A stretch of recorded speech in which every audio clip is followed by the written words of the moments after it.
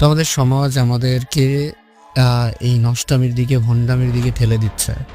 একমাত্র এই সমাজের কারণে যুবকরা আজ প্রতিষ্ঠিত না, তাদের মধ্যে মাস্কুলারিটি নেই। মানে যে পুরুষত্ব, পুরুষালী যে ভাব সেটা নেই। নেই কেন বলছি সেটাও বলছি।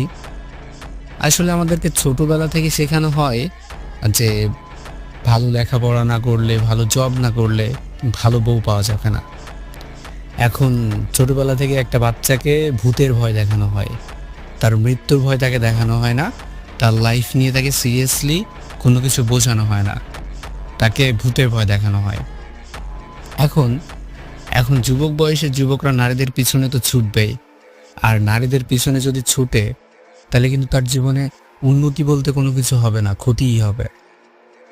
কিন্তু এখন যখন আ সে ওই বইয়ের পিছনেই ছুটছে, তাহলে সমস্যাটা কোথায়? ছোটবেলা থেকে তো সেটাই শেখানো হয়েছে।